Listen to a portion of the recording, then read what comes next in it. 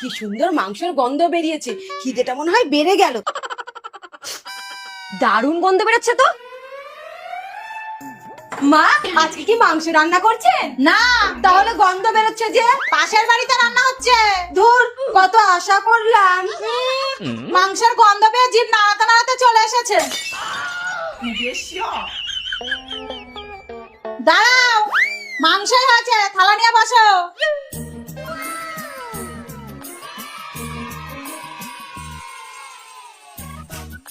কাউকে কিন্তু 3 পিসের বেশি মাংস দেব না। হ্যালো, হ্যালো মা, কি করছো? এই তো একটু মাংস রান্না করেছিলাম, তাই তোর বৌদিদের খেতে দিচ্ছি। তা আমার জন্য 2 পিস পাঠাও না, কতদিন তোমার হাতের মাংস খাই না। আচ্ছা, পাঠাচ্ছি। এইবার 2 পিস করে পাবা। ঠিক আছে, তাই দিন।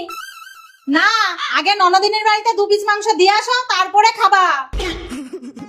লোকেরা যে কেন নিজের পাড়ার মেয়ের বিয়ে দেয় কে জানে। ঠিক বলেছিস। এই, তুই এটা কি করলি? যাও বা 2 পিস করে পেতাম, এইবার 1 পিস করে পাবো। তুই কোনো চিন্তা করিস না, আমরা 2 পিস করেই খাবো। মা, মাংসটা কিন্তু দারুণ রান্না হয়েছে। মা, এগুলো কি কি কি পাঠিয়েছো? বাহ বাহ বাহ, বালি কিচকিচ করছে। শুধু শুধু তোমার জামাইয়ের কাছে কথা শুনলাম।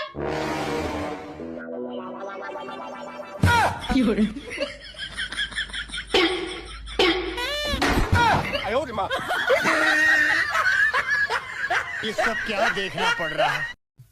শ্বশুরমশাই এবারের মতো ক্ষমা করে দিন, ওকে কোনো কিছু করাবো না, রান্না বান্না সব আমিই করব। এবারের মতো ওকে ঘরে যেতে বলুন। কথাটা মনে থাকে যেন, আমার মেয়েকে দিয়ে যদি কিছু করিয়েছো তাহলে কিন্তু আমি আবার আমার মেয়েকে নিয়ে চলে আসবো। ঠিক আছে বাবা। অম্বিকা, যা জামাইয়ের সাথে যা। চলো অম্বিকা। বাবা, দাদা বৌদিকে নিয়ে আসছে। তা তুই নাচছিস কেন? দাঁড়াও বৌমা, আমার ছেলে তোমার বাবাকে কি বলে নিয়ে এসছে আমি জানি না। এই সংসারে থাকতে গেলে সংসারের সমস্ত কাজ তোমায় করতে হবে, নাহলে যেমন বাপের বাড়ি ছিল তেমন চলে যাবে। কথাটা মনে থাকে যেন। ঠিক আছে বাবা, সংসারের সব কাজ ওই করবে। আমি সব কাজ করবো মানে? আরে তুমি চিন্তা করছো কেন? বাবা কি সকল সময় ঘরে থাকে নাকি? সংসারের সব কাজ আমি করব। তুমি চেয়ারে পা তুলে বসে মোবাইল দেখো, আমি সবজি কাটি। বৌদি, বাবা আসছে। এই তোমার বাবা আসছে, ওঠো ওঠো ওঠো। শ্বশুরমশাই আপনি? আমার মেয়েকে দিয়ে তাহলে সবকিছু করানো হয়? দেখো না বাবা, এরা আমাকে দিয়ে সব কাজ করায়। এই জামাইয়ের বাচ্চা, তুই আর কোনোদিন আমার মেয়েকে আনতে যাবি না। চলো। কি রে ভাই, তুই যে বললি বাবা আসছে? হ্যাঁ, বৌদির বাবা আসছিল তো। সেটা খুলে বলবি তো?